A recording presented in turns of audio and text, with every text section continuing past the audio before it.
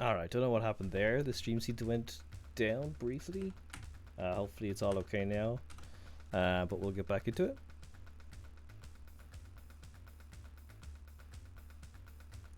So yeah, as I was saying, we got the return of Rebel Wizard and Bike Rush appearing on the ladder now, which is pretty awesome. It's great to see. Yeah, so special shoutouts. So a bunch of the ORA community have popped back into the ladder, which is cool to see. We've seen Bike Rush on streaming a bunch of it. It's always good. Pharaoh still popping in the odd time, and we've seen Ground Score Pro pick it up a little bit, playing his beef on the ladder at one point. I think it was against Rambo on his stream. So it's good to see them. And of course, special shoutouts to some of our own community members as well, pumping out the content as usual. Blueser Packs, King Bean Pro, Parappa56, who I believe is streaming right now, or he was. Rambo, of course, _XD, and DK _CNC, who's actually been streaming some of the campaign this week, so be sure to check out the VODs of his content. It's always fun to watch him cheese the AI and be able to win certain missions super quick. So that's awesome. And of course, we have content of the week. So some of the generally fun content that's coming up is Blueser coming back and beating DK on stream. Rip DK. So Blueser's been away for a while. I know he's been off sick, so welcome back to Blueser being back now. So Rambo has had a shit ton of streams the last week. So you had a 15, just under 15-hour stream, under a 10-hour stream, under a 6-hour, just over 6 hours, just under 9 hours as well. A lot of those VODs are definitely worth checking out. A lot of them tend to be against the likes of Crexus, DK, or Kira. I don't think Sai played in any of them, as far as I know. I haven't watched all of them. It's just too much content. But there's also a couple of ladder games mixed in there. Some good GDI games. So yeah, check those out for sure. Also, DK's streaming campaign on hard, so if you're stuck in the campaign and looking for a way to work around that, that's a good thing to check out. We even had Critical Med streaming during the week. I think he's primarily streaming StarCraft, I believe, at the moment, but towards the end of his VOD, he ended up hopping on, dipped on for a bit. So be sure to check out the VOD of that. And of course, we have the usual content creators, myself, AOD, Rambo, DK, Parappa. King Bean Pro has been streaming a bunch too. As I said, as is Loser Plax. Biker's just been streaming a bit, and I believe Dynamic was streaming TD this morning. I haven't seen it yet myself, so be sure to check those games out. I'm sure they're interesting. Dynamic being the owner of at least 20 Smurfs in the top 30 of ORA at the moment, so he definitely knows what he's doing when it comes to these kind of games. So be curious to see how he's adapting to the TD Online experience. And of course, one of the bigger announcements that only came out today is that Fuzzy Babes, who's the original organizer for the Groundhog Brawl tournaments under the Game Replays title, is hosting his own tournament, Tiberian Tussle, taking place through AOD's website.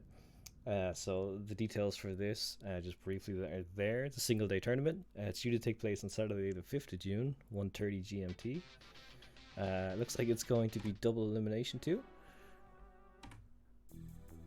So yeah, it's pretty cool.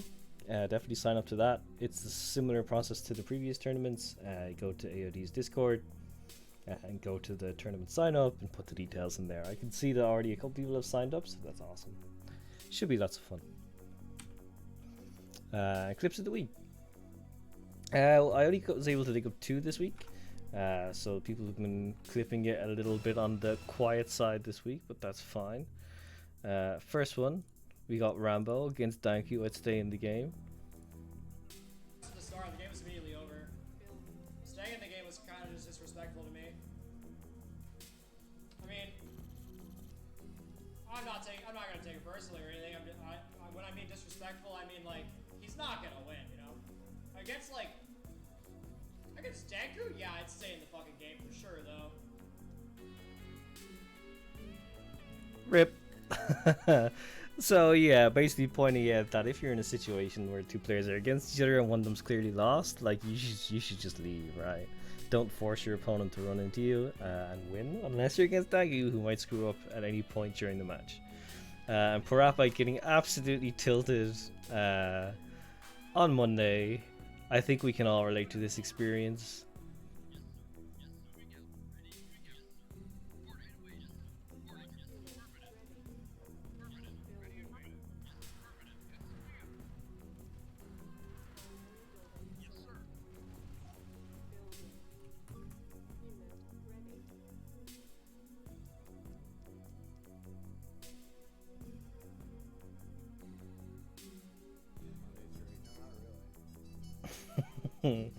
I'm just saying at the end there, Art Monday's great, not really.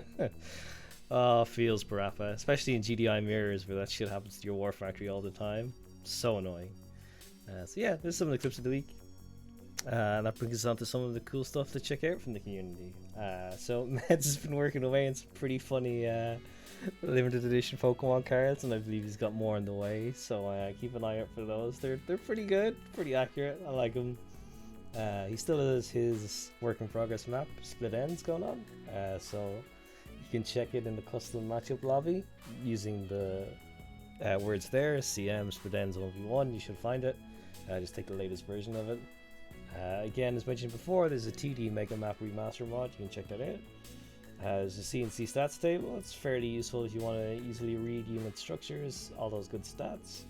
And then, of course, is the official CNC community leaderboard. You can check out AOD Gaming's site for tournament announcements, such as Fuzzy's one taking place in the next couple of months. And then, yeah, a reminder that the quick match ladder resets will happen automatically. So the first one will be at the start of June, so next month. Only a couple weeks, 3-4 weeks left until you have to deal with that. So keep that in mind if you're currently tanking on the ladder, that it might be a good time to grind. And yeah, as usual, if you want to feature any content, replay, shoutouts, or any of the details here, feel free to just reach out to myself. You can do it via Discord, you can do it via Twitch DMs, you can do it whatever way you want. You know I'm all over the place, so wherever I am, you can feel free to just ping me. And yeah, that's pretty much going to do it for the state of play. Usually it's a case that after looking through all the stuff, that we do some replay reviews of what some of the players have been up to. So we're going to hop into the game now and check out. Usually last time we checked out what the latest replays from the Pokemon were like. We can do that again. I'm not sure if they've all been playing, so some of the replays might be repeats, which we kind of want to avoid, right? But we'll see what's going on. We'll pick out some games to watch regardless. So yeah, just loading up the game here.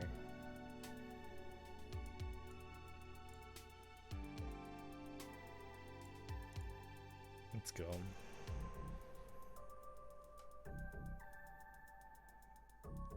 And if I go over to here, or even here is probably slightly better.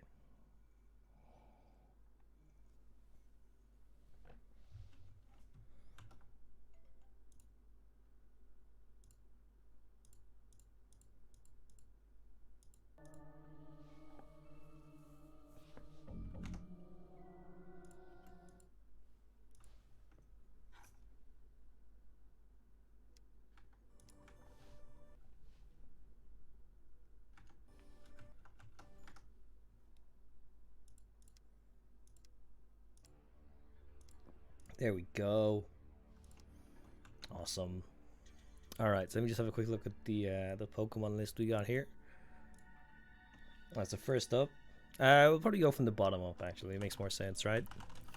Check out what Tentacruel's been up to. The new Pokemon appearing on the top 200 list. Looks like we got them on Tournament Desert against Monster G.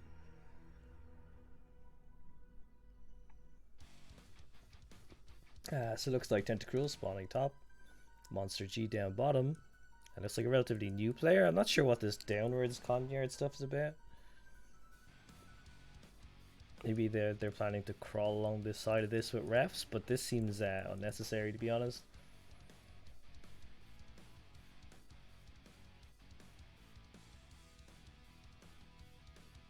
Alright, we got a couple of scouts, a couple of flamers coming up.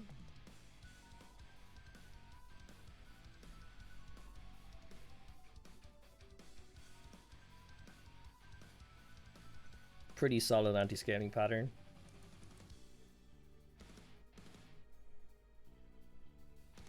Meanwhile, the opponent here on one power plant. Got two refs going up for Tentacruel.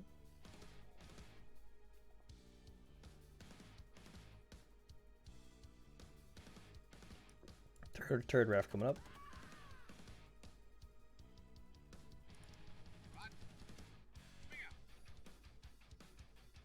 It's a pretty sick scouting pattern if he's going for the. I mean, that's a pretty good impression of Tentacruel if you ask me, right?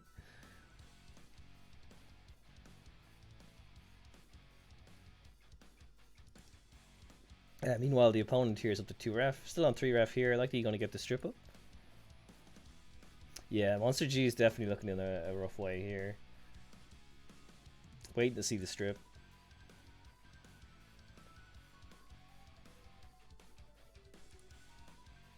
Construction complete. And scouting in along the sides. Building. Got the strip down. He's going to start crawling this way. And he's building buggies. Gaza with the sub. Cheers, dude. The support goes a long way towards keeping the channel alive. So it's awesome to see. Cheers, dude. Construction complete. Unit ready. Building. Unit ready. So we see the expansion onto a fort raft from Tentacruel coming down with a couple of buggies. Building. Construction complete. Unit ready. Building. Meanwhile, Monster G here on 2 raft strip. He's going to have a hard time with this buggy lead coming down for Tentacruel.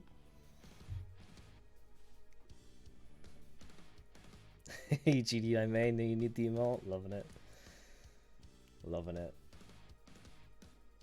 So Tentacruel's continuing to crawl onto the side here. It's got the clear buggy count advantage. I think Monster G is kind of screwed here. No weird shenanigans as such coming out here from Tentacruel. I mean, the scouting pattern was kind of cool. But apart from that, he just seems to be massing buggies and going for it. Although he even has a bike as well. So nothing particularly strange about this match from the looks of things. He clearly knows build orders. He's going for the eco expand. Pretty much going to be GG. Let's get forward a bit. Yeah. Game is over. Light tank's coming from Monster G. It's going to be too little too late. There it is. That's going to do it for Tentacruel's game. This is the first for a Pokemon off the list. Currently at rank 190. So if you're in the lower ranks of the ladder, be sure to keep an eye out. Seem like you're a pretty strong player. Next up, we've got Flareon coming in at 131. I think they're slightly lower. Oh, I saw this match. This is pretty good. I believe Flareon was salty AF towards Bike Rush in the chat during this game.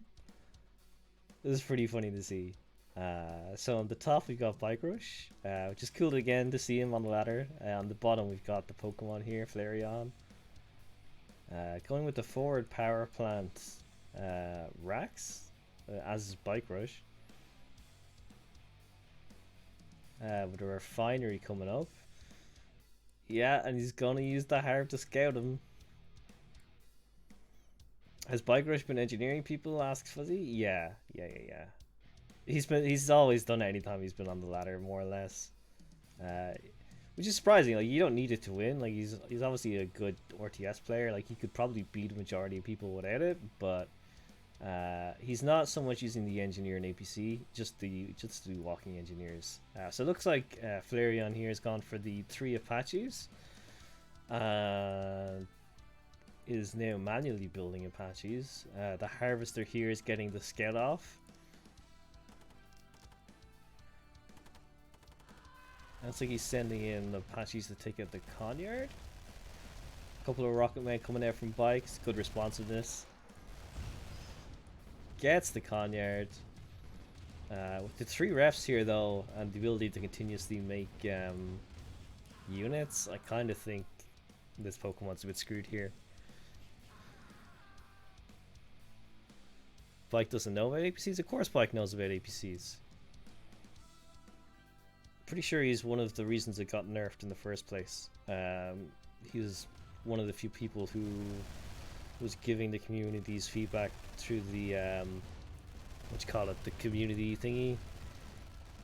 So I'm pretty sure it was thanks to him that the Force Fire Shroud and the APC stuff got nerfed in the first place. but I could be wrong on that.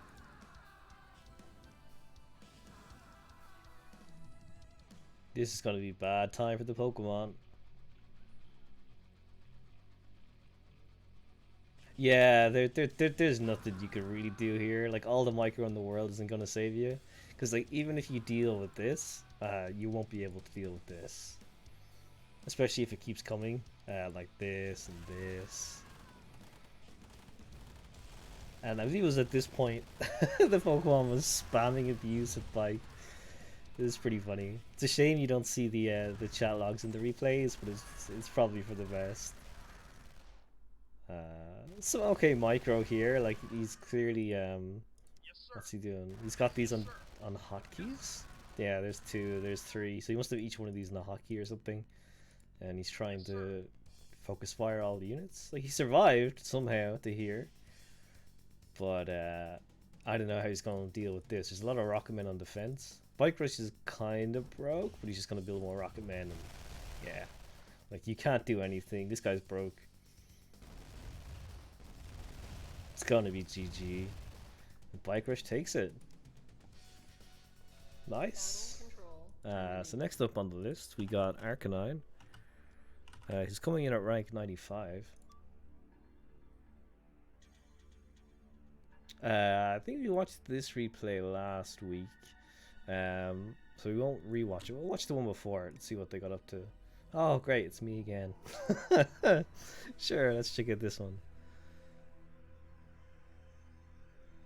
Yeah, it didn't matter too much, Fuzzy. I think if he didn't put a lot of pressure on, the Apaches could have done some damage to the structures, but it didn't particularly matter.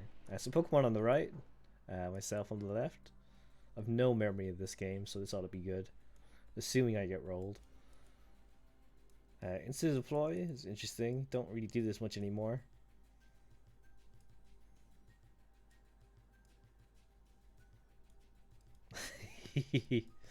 Not quite, not quite. There is a 95% chance I lose this game. Hey, Dynamic, what's up? See that you're in streaming the TDs now. It's good to see. So we see the Pokemon here going with the Connect 5 style approach to base building. It's pretty neat, nice and campaign player style. 2 refs on this side.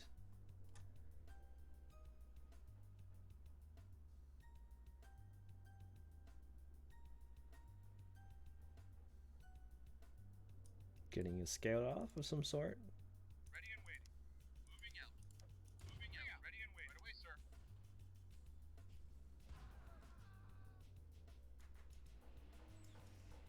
So seeing a third ref going down here. Likely to be getting a strip here since there's no like even the expansion path here isn't like trying to go up or down, so it looks like it's going to be maybe 2 strip MCV cell.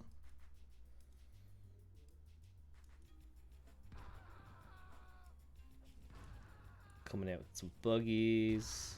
Looking forward a little bit. Yeah, there's 2 strips going down. Seeing the buggies camping the Raxus going down here with 4 ref and a war factory.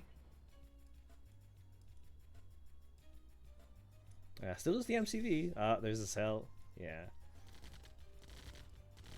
So gonna snipe off these exposed refineries. Smart. Really, there should be a Rax or something here to help reinforce it. Gonna get a couple of buggies sniping this. DKC and C30.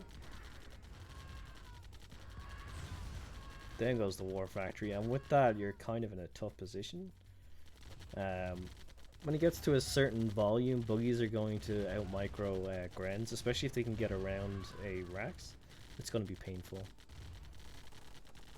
Don't do this, Gaza. This is not a good build order. This is trolling. Unless you're going to go 2 ref, 2 strip all in, but like as for the horizontal crawl here, it's not really optimal. Like, you want to be positioning yourself going top and bottom to encourage your crawl later on if you want to keep ecoing. But if you're going all in, sure. Like, if you're going 2 ref, 2 strip all in, that's what you do. Selling the Conyard here. Kind of screwed. These are now camped on top of the Raxes, so any units that come out are going to get butchered pretty much immediately. See the nice concave going on here, so even if the infantry walk into it, it's going to get obliterated. Yeah, the War Factory health's a joke, for sure. It's one of the privileges of playing as GDI. You have to deal with trying to not get your War Factory constantly sniped, and people complain when you go Mass Grenadiers. It's like, well, what do you expect? If I get a War Factory, you're just going to shoot it. So, yeah. That's Arcanine's going to win this. GG's. So that's Arcanine, currently 95 on the ladder. Next we got Kakuna on 78.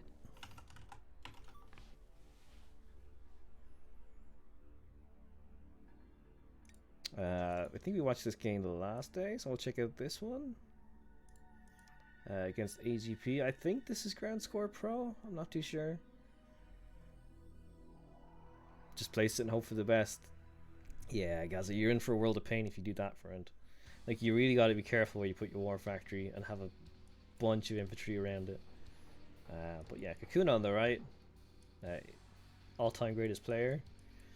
I'm just going to call them player for the rest of this on the left.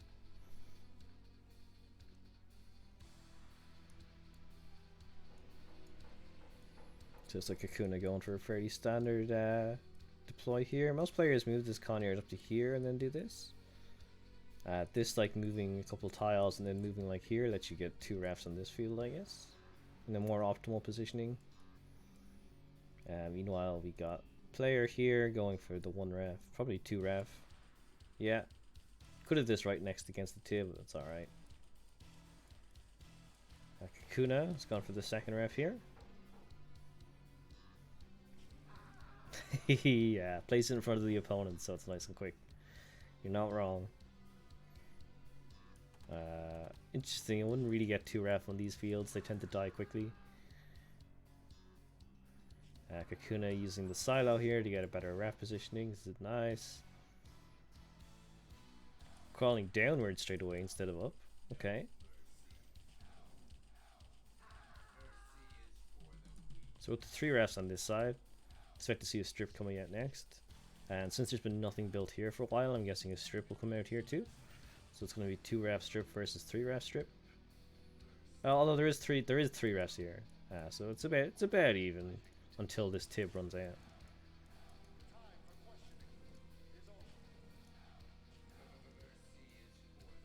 Going to get a scout in.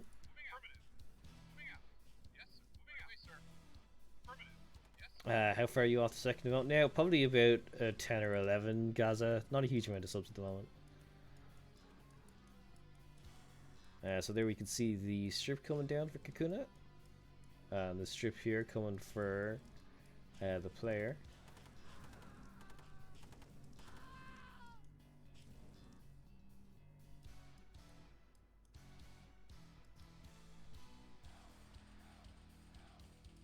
Going for the crawl up top, continue the eco expand. The Rambo ref right here. Would like to see like a power plant or something, and then the ref right up next against the Tib. Boogie's coming in. Gonna get the damage off. Try to do some damage to the Conyard. And pulling away. Continuing to mass buggies.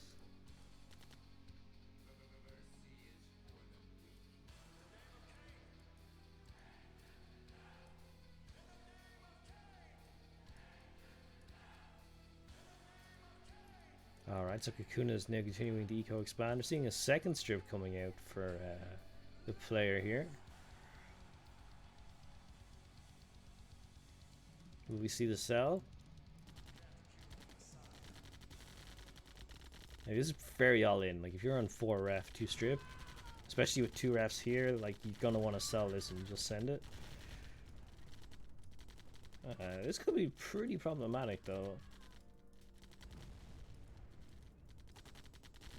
Kakuna has just enough buggies here to potentially save this. But at the cost of not being able to focus too much here, I guess. He's not paying attention here. He needs to get this. He's lost his forward army, but he has managed to keep the Conyard alive. Does have 2 strips now. See, this is scary, right? Because he's on 5 ref versus the 4 here. And this one's now mined out, so these dudes are long distance mining up to here. whereas you can see this player still has loads of tib on both sides of these refs. Trying to come in to finish the snipe, forces the sell. So now we're in a position where Kakuna has like 1 extra rep than his opponent, and he now has the extra 2.5k from the MCV cell. So there's going to be a shit ton of buggies that the player here is not really going to be able to hold up against.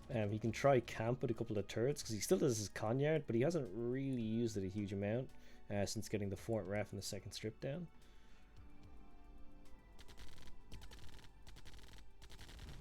It's one of the things to bear in mind when you're playing this game is MCV idle time. If you're not using a building for like 10 seconds, you should probably question why you have it.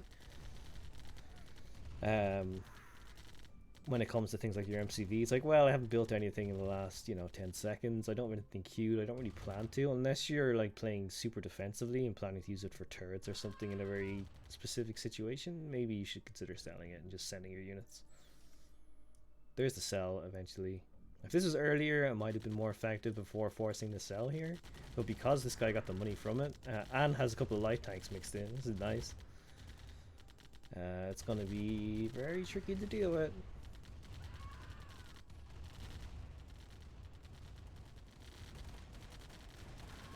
Getting a nice spread of units here.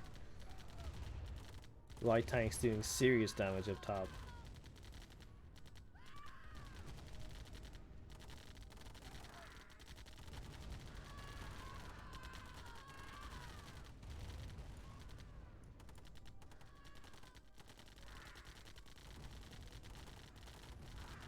He's gonna win the bottom because, and again, attacking into production buildings is always difficult. But he's got so many forces up top, taking low power. He's gonna take forever to produce out of these. I don't see any way the player can come back here. When you've got this many buggies camping on top of your production buildings, you could probably build a light tank or two, would be fine. Just a static defense. We're gonna lose some refineries here.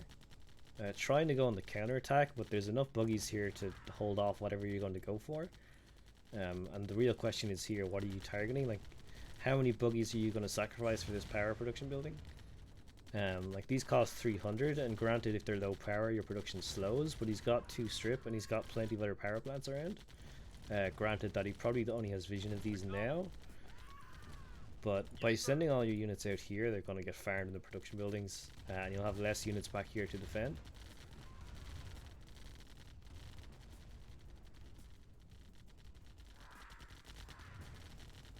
And yeah, at this point, Kakuna is just like, Control A, send all the units. No refineries left for the opponent. They won't have the eco to build anything else. Almost broke at this point. Gonna be GG's. Kakuna's gonna take it. Let's look at a rank 78 player right there. Next up we got B-Drill coming in at rank 31.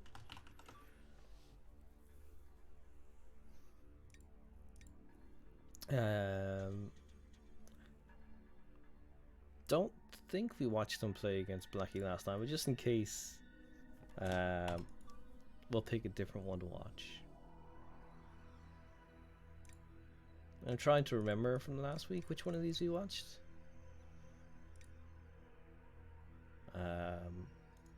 Let's check out this one just to be safe. This is versus searching for opponent. B-Drill playing his GDI in this game. I think it looks like they generally play as random, so it could go either way. It looks like the Pokemon's going to camp up on the island here. Likely to go 3 or F2 War Factory, I reckon. Unless they manage to expand out of the starting area across the bridges, which is a little bit awkward. But you can do it. Meanwhile, searching for opponent. Doing a standard base build towards the center. The real question is how he's going to react when he gets to this point and sees that there's nothing going on.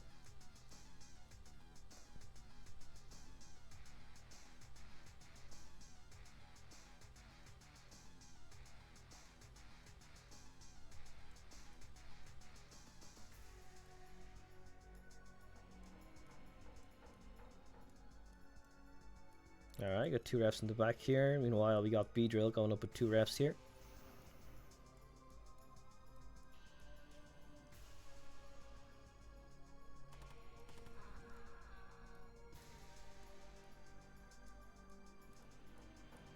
Third ref going down.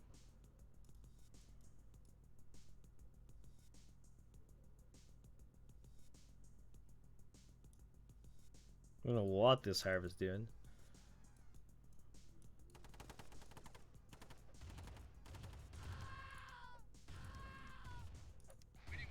Searching still hasn't scouted the base here, so he doesn't know that his opponent's across the river. This is why scouting is so important. Unit lost. Unit ready. There's a third ref going down. The MCV move here has kind of set this player back quite a bit in terms of eco. You can see here, like, opponent's already got his third ref up for quite a while. And likely to see an airstrip coming up next. Low power here is going to be super annoying. He only has the one power plant. So let's knock them straight down to low power.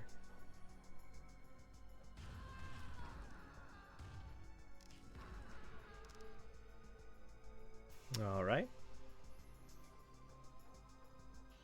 There's the airstrip, going towards the middle, getting more power. At this point he's going to send his buggy and realize that the opponent isn't here. Ready. Building. Primary building. Maybe he's deployed back here. Reinforcements have arrived. But no, he's all the way across the island. So there's the war factory going down after 3 ref. Construction complete.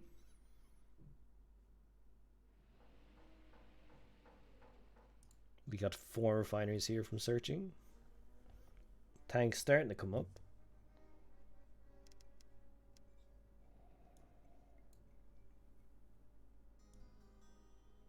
And he has in fact crawled across the river, so he's not all inning. Interesting. Using sandbags to cross these is always useful. So he's got 3 refs here, 4 ref here, and he's going to contest the center. Building. Searching as his buggy on the island here, but he still doesn't quite see what's going on. But he should be able to have vision of this at this point and react, get all this stuff over here quick before Rax pops up. But meanwhile, he's dealing with infantry down here, and there's the Rax. This is super annoying to deal with, because even if you get units out here, like you could get a guard tower down.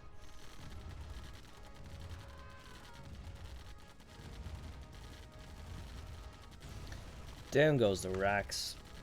Bada bye. There's the guard tower too. Called it. He's got 3 tanks here. Searching needs to survive this. Neither player is all in yet. This is definitely scarier for the Nod player right now, not used to having GDI on top of them. Also, no bikes mixed in with this army, but there is turrets coming down. This is good. Turrets are a great way to deal with the tanks when you only have buggies. 2 turrets. Nice. So this should disincentivize him from attacking in this direction. He still can, but he's going to have to micro his infantry first. Trying to go on a counterattack here, but with the tank here blocking the river, this is nice. The power plant here blocking the entrance is super nice. You have to go on this side. These guys are just going to get chewed up by the tanks. You're kind of throwing a lot of money here doing this. I can understand you want to get across the river here and maybe just wreck this, but that's not happening.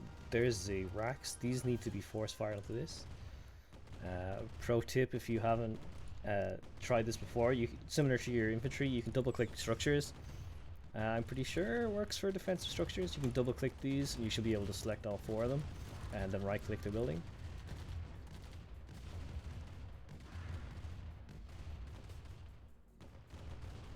Instead of crawling towards the center into these turrets now, the opponent's the Pokemon here is opting to go over to the left. This is smart. Not a lot of players take advantage of this tib field and this tib field in this map.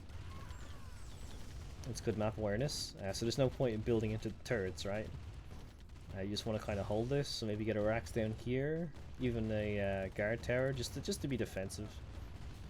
Meanwhile, coming in along the side, gonna take out the only airstrip on the field. Down it goes. Searching is now only restricted to infantry. Not really gonna be able to take out all those tanks. GG. I'd say that's well played from Beedrill. Battle control terminated. Next up on the Poke list, we got Poliwrath coming in at 24th. If I can spell. Let's see. I think we watched against Jarda last time. Let's check out the Green Acres game.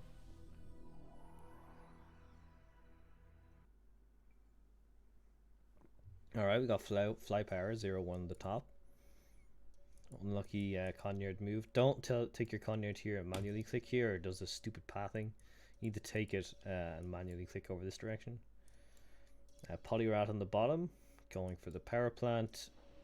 Rax ref on the right hand side. Looks like fly power getting the backwards power plant to get a ref position back here. Should just about fit thanks to the shape of the power plant.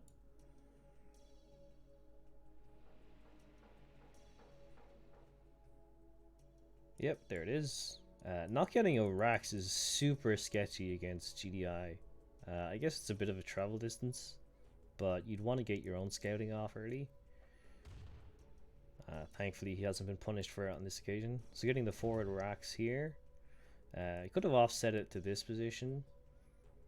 Then maybe get a silo and a better ref over here. But instead he's going for 2 Rax. Increases unit production speed. Meanwhile Poliwrath here is up to 2 ref, going for a 3rd. Using silos to enhance his base crawl. Seeing the ref go down here. Like I'm kind of like, you could optimize this a little bit. Like if this is a tile over to the right, this is a tile over to the right, and then this is a tile over to the right. It's right next to the tib. But what you can, you know, you can look at this stuff all day, right? It's just execution at the end of the day. But Poliwrath now up to 3 ref. 4 ref, getting 2 on this field. Seems alright. It's a bit ballsy. Would like to see it. I like, if I'm getting 2 refs in this field, to have like 1 refinery here and crawl a bit and get the second one on this part. But yeah, fly power up to 2 ref now. Poliwrath looking to try and take the center tip field, looks like.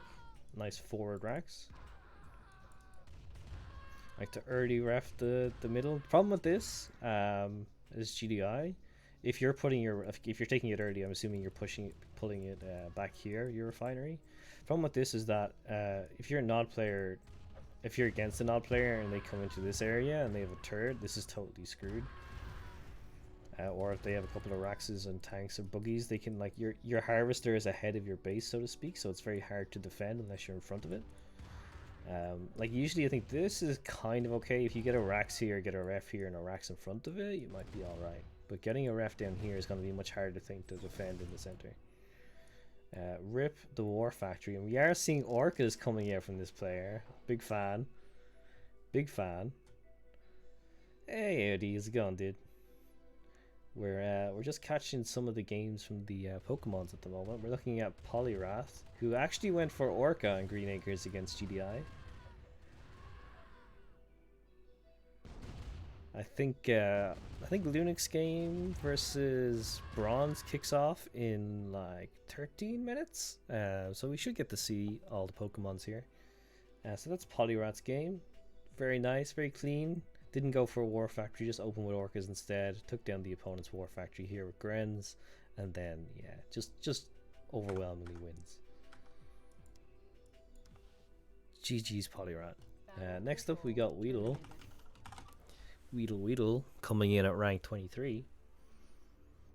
These are recent games. What we got? We got 12 minutes left. Yeah, let's watch if this actually shows up.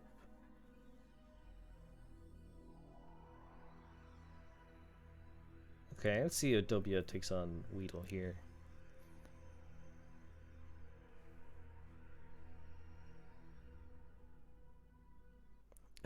Unlucky, Gaza. Unlucky. You can never time that stuff right. So W on the left, Weedle on the right.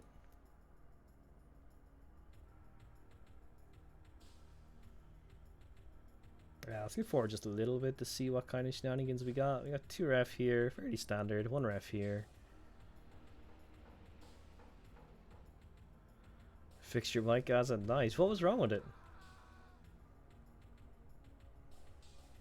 Rash managing to play Bike Rush yesterday. Nice. I think I got him for 2 games as well. 1 game I lost was on Green Acres, and he just NG'd my Conyard after I had taken him down pretty much to a win. The second game was on Elevation, and he charged his Harvester at me and then didn't send any Apache and just lost. Yeah, he does love the NGs. His playstyle is pretty toxic, to be honest. But each their own.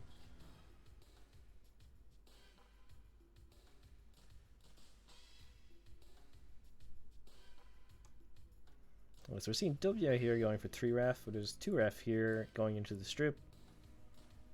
Looks like an expansion to maybe a 3rd ref or a 2nd airfield and sell this. Go all in. Nice, Rash. That's what I like to hear.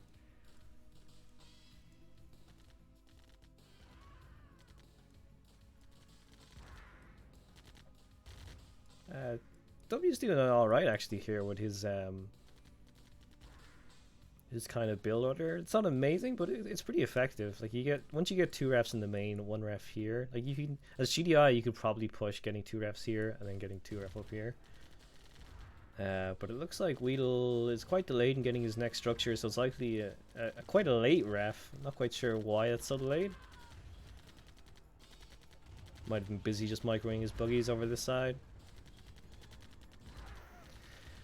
You played on Quarry Rush? Nice. Nice. Hopefully it was a good game. We are seeing Weedle coming out with the flame tanks here. W not having a war factory is going to be in a very painful situation to deal with this. War factory's coming down now, but by the time the flame tank is on top of this, with these buggies, this thing is probably dead before a medium tank comes up. It's going to be close, but even if one tank comes up, he can still survive. He's got a 2nd flame tank on the way. Okay, so the medium tank does make it out. Because W here has like 3k, what they can do is, like, you tend to go in panic mode when flame tanks are on top of you as GDI. You can slam down a couple of Orca and micro them to try and take out the tanks. Like, these are the biggest threat here. Whatever about the buggies, like, you can take those out with Grens, but I would get a couple of Orca and just attack these. Like, you can see the damage it does here. Going on the counter offensive with Grens.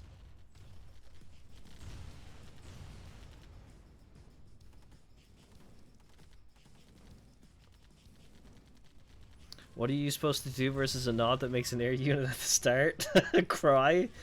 So if they open up one Apache as GDI, you need to keep your infantry out of their vision so they don't snipe it, which is easier said than done. Anti-scouting can help with it. Generally speaking, if it's only one Apache, you don't want to really build any anti-air. Just go easy on building infantry. Don't let them have vision and snipe it, and just focus on making tanks. And then when you do go on the offensive, use your most forward racks to build some infantry and mix those in with your tanks. Basically, only produce infantry when you need them, and don't just have them sitting idle around the map getting ready to be farmed. What you have to build to get Orca, I think it's just a racks, possibly. Maybe a ref. It's a Rax or ref, I forget which, and then you can instantly build Orca. Generally speaking, one Orca is not going to be effective just to get one Apache, because they're going to be able to easily get recon bikes, which are like cheap anti-air for them. And they'll just take out your Orca if you're not careful. The best thing to do is punish them, because they've spent 1200 super early on getting the Apache. They're going to be susceptible to being attacked. So if you push in with, if you have a lot of infantry at that point, you can try push in and do damage to them, and they won't have a huge amount of eco to hold you off. But that was Weedle. Battle control terminated. The next Pokemon up is Eevee, sitting at rank 22.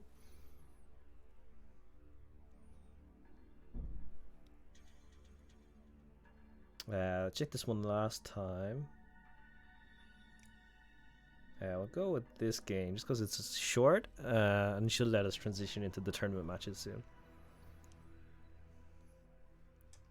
Yeah, attacking multiple sides for sure is the good way to do it as GDI Rash.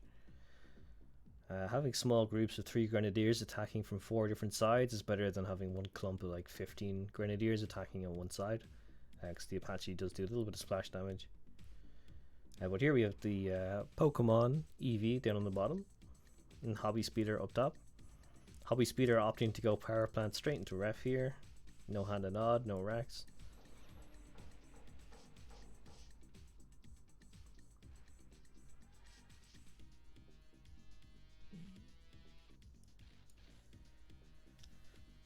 Curious to see what the Pokemon's going to pull out here.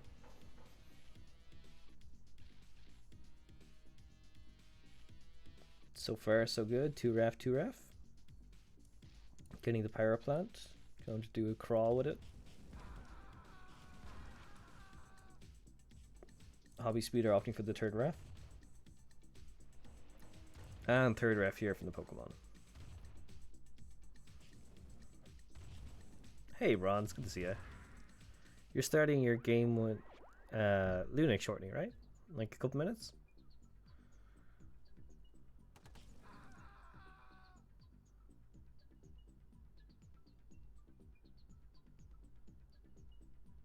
So here we see 3 ref. Expect the strip to go down. 5 minutes. Nice. Nice. Perfect timing. I'll be sure to stick on the games after this. So for those who don't know, Bronze Panic is due to play TTV Critical, or Bronze Panic is due to play Lunac 89, and we have 5 minutes as part of the AOD Gaming's Season 3 Plus Titans tournament. I believe they're in the losers bracket round 2 or round 3, and then the winner of that is going to go on straight after and play Critical Meds and the next round of the losers bracket.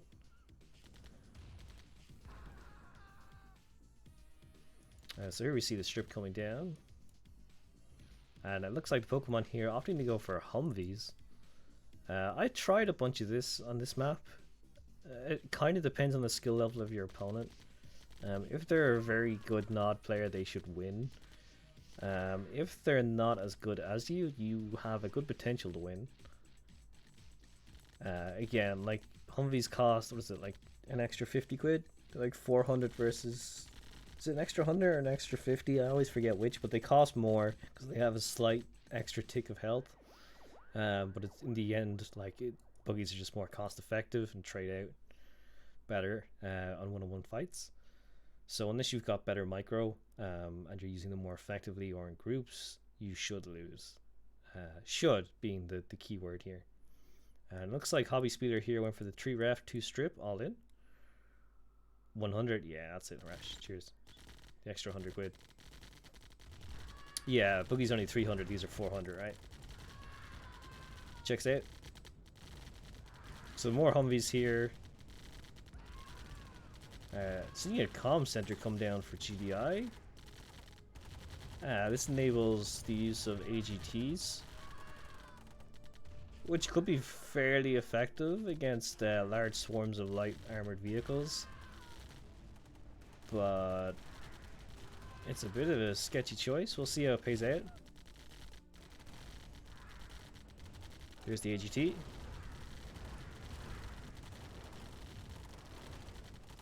Remember, because the opponent is all in, for the most part, the GDI player here just has to hold out.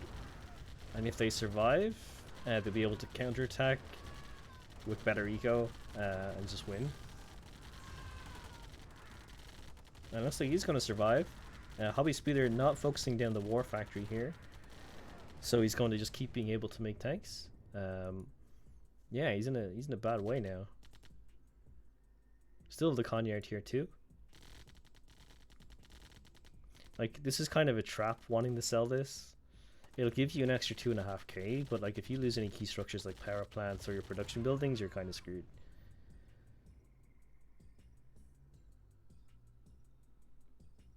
This situation, it's 3 ref versus 5, plus the Conyard, or 4, because you got one of these refs. And he's going to keep being able to pop up AGTs, so attacking into these with buggies isn't going to work. What Hobby could do after he sees the opponent going for mass Humvees and AGTs is switch to light tanks. They're going to be slower. You can, if he still does Conyard before attacking, he could get a couple turrets up here for defensive purposes, but that's how it goes sometimes. That's GG. That's going to do it for Eevee. Battle control terminated. Sick. So that brings us into the tournament games. It's nicely timed. So we got to see